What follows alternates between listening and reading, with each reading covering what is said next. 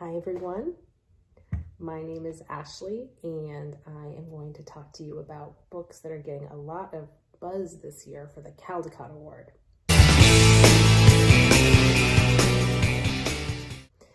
So Miss Olivia did a video for you a couple weeks ago about books that are getting buzz for the Newbery Award. And the reason we're talking about all of this right now is that on January 25th, the Youth Media Awards are announced. That's the day that we get to find out who won all of these awards, like the Newbery and the Caldecott and the Coretta Scott King and the Seibert and the Geisel and the Schneider and the Pour Belpré and on and on and on. There's a lot of awards that get announced that day. It is a big, exciting day for those of us that love children's literature. You can even watch it live at home. At 8 a.m. it starts. So wake up, get your cereal, hunker down, turn on your computer and start watching it on the computer. So today I'm going to talk to you about things that are getting, like I said, some buzz for the Caldecott. But I thought before we got started, maybe I should share a little bit about what this Caldecott Award is anyways. So as Miss Olivia said, the Caldecott Award goes to picture books. And she's mostly right. It does go to illustrators. It is an award not for words. The award does not go to an author. It goes to the illustrator. It is an award for pictures. However, it doesn't always go to picture books. Traditionally it does, but it doesn't always, and it doesn't always have to. In 2008, there was a lot of shock and awe when a big fat chapter book with a lot of pictures in it called The Invention of Hugo Cabret by Brian Selznick won the Caldecott Award. That was a really big deal.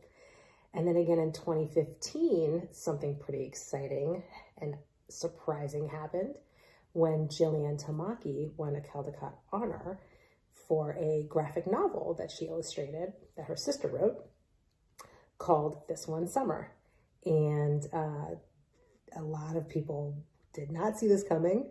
One, because it's a graphic novel, but two, because it's a graphic novel for teenagers, really for older kids. But the Caldecott criteria does go up to age 14. So that was very exciting. So you never know what's going to happen the day they announce the awards. That's why it's so exciting. This award has been given since 1938. You can go online and see all the past winners and honor books. It's a fun thing to do. That's how I spend my time sometimes. One thing to note, another thing in the rules about this award is that the illustrator has to be a resident of the United States. So every year there are gorgeous, beautiful, wonderful books that are ineligible. And I just want to mention two briefly because I love them so much, but they're not going to get an award. One is I Talk Like a River, and that book is illustrated by Sydney Smith, who's Canadian. Very talented illustrator. This book is so beautiful. And another one of my absolute favorites from this year is Every Color of Light. And that book was illustrated by Ryoji Arai, who is a Japanese illustrator. This is a translated book, so it might win an award, might win the Batchelder, which goes to translated books. We'll see. But neither one of these books will get any attention from the Caldecott Committee, sadly, because they can't. So I love picture books so much, and one of the things I love about it, well, I love so much about all of it, but I love looking at the artwork and thinking about the decisions the artist made. What did they decide to put on the cover? What is on the end pages? How did they use the gutter? How did they use the drama of the page turn? How do they convey meaning about the characters and the theme and the setting through their choice of media, through their perspectives and colors and lines and shapes? I love it so much. I will not go into a lot of detail on all of the books I'm going to talk about today because I could, but I won't. I'm just going to try to keep it short. But hopefully you understand that I love picture books. I love the Caldecott Award, and I love the Youth Media Awards Day. Can't wait. All right, let's talk about the books. Okay, I'm going to present a few books that are getting some buzz.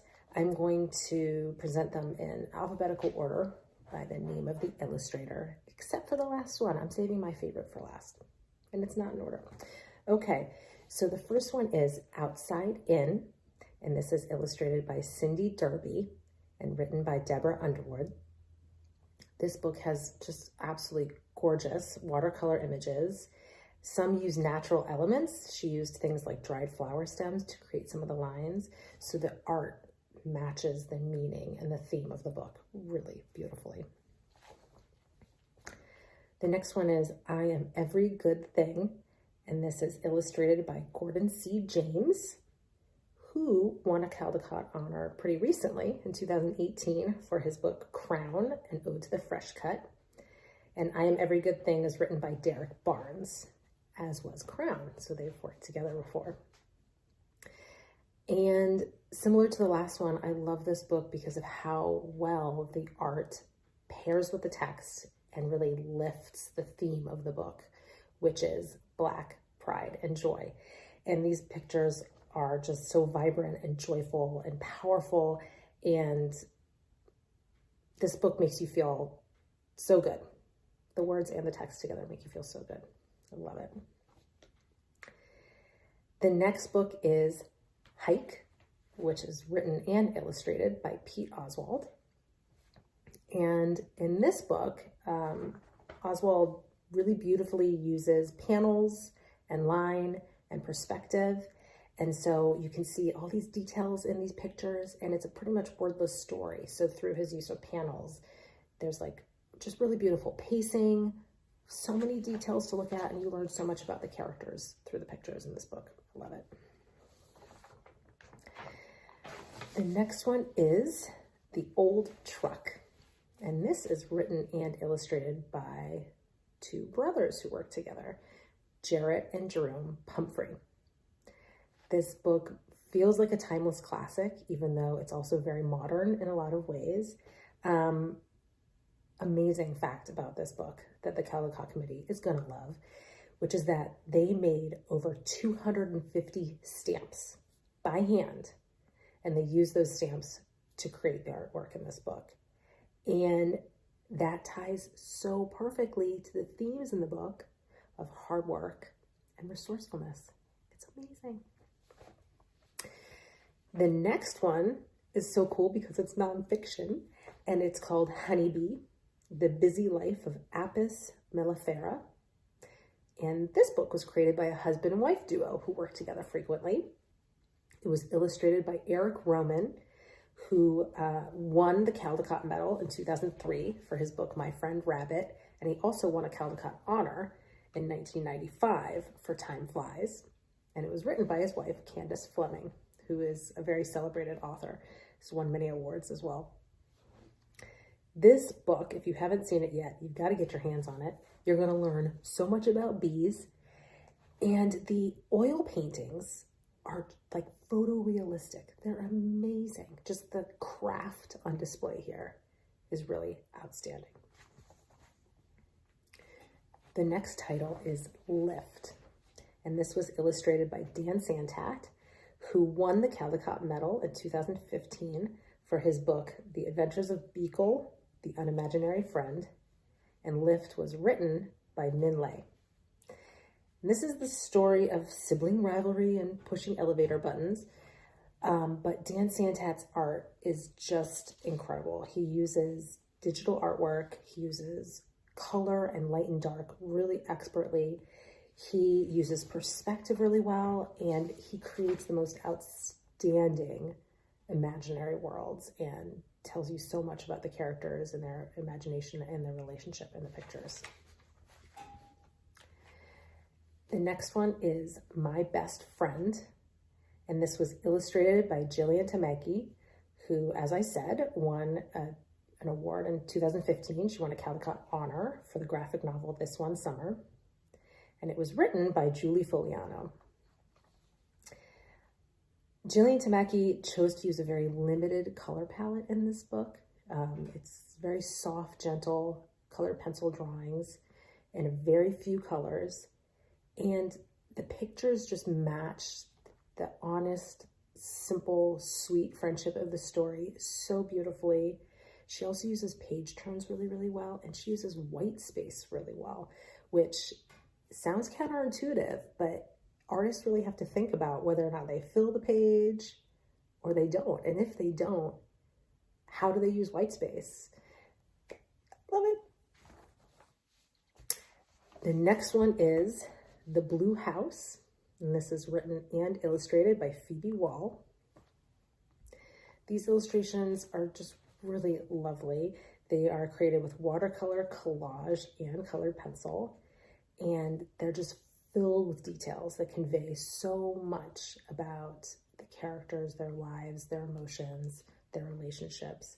And I really love the use of end papers here, where you see the same neighborhood, but how it's changed. So you see the same shot, essentially, but before and after our characters have moved. And then, as I said, I saved my personal favorite for last. So the one I'm really the most excited about, and I really hope to see get an award on January 25th, is We Are Water Protectors. And this was illustrated by Michaela Goad and written by Carol Lindstrom. First of all, I love the choice of media because the book is about protecting the water, and it was created with watercolors. Perfect, genius. And she is such a talented watercolor artist. These illustrations are just stunning. I love the use of movement, her colors, the way that she really thoughtfully uses full page spreads versus individual page spreads. And there's really important and meaningful details in the illustrations as well about Native American culture. It's amazing. So check out this book if you haven't already. It is beautiful, and the images will really stick with you. I mean, you want to frame them. You just want to rip the book apart, frame it, but don't if it's a library book. All right, I hope you enjoyed that brief list. If you ever want to talk picture books, come and find me. I would love to chat about it with you. And stay tuned for January 25th. We'll see what happens, 8 a.m. All right, bye.